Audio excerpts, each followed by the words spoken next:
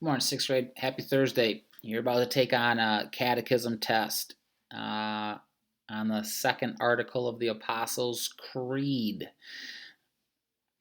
You have a review sheet in your packet here that'll help you with it. Use that, refer to that to answer some of the questions.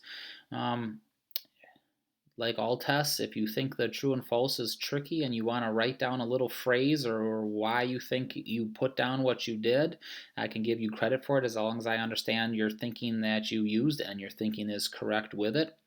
This test has a lot more memory work. Memory work is supposed to be memorized, but this year it's a little bit different because you're not saying memory work to me every single morning. If I was a sixth grader and I was a little nervous for my second article, I might know how to use my resources. So I'd go to the classroom page and I would click on classwork where we normally have our steps to completion, and I might scroll down to the bottom and pick a previous week that is all stashed here. So I'm just going to pick this one, and I'm going to go to, not going to pick that one because that was that short week, so I'm going to pick the next one after it.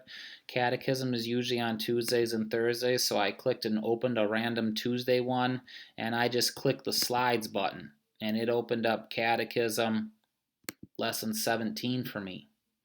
And as Catechism Lesson 17 slides open for me, I learned about Jesus Christ our King. Now, guys, as I'm going through the test and I'm saying, man, I can't remember the three kingdoms of God, I could, number one, use my review sheet, or number two, I can always go back and use my slides and say, what are Jesus' three kingdoms? Well, he's got a kingdom of power, he's got a kingdom of grace, and he's got a kingdom of glory. And if I went to each and every one of those slides, it would explain it to me, wouldn't it?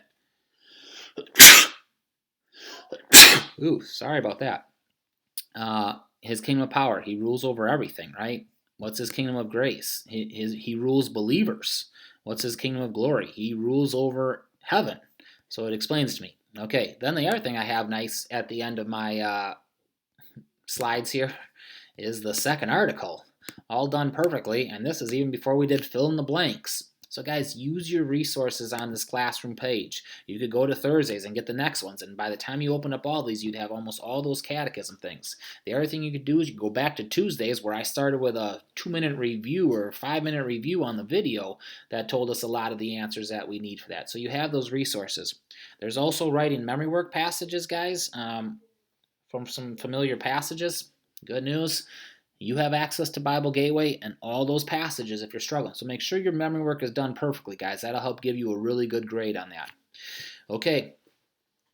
Thanks for watching the video. Your extra credit will be this. On the top of your test, you write, Mr. Bauer opened up Catechism Lesson 17. So on the top of your page, you write down Catechism Lesson 17. Have a great day and good luck on your test.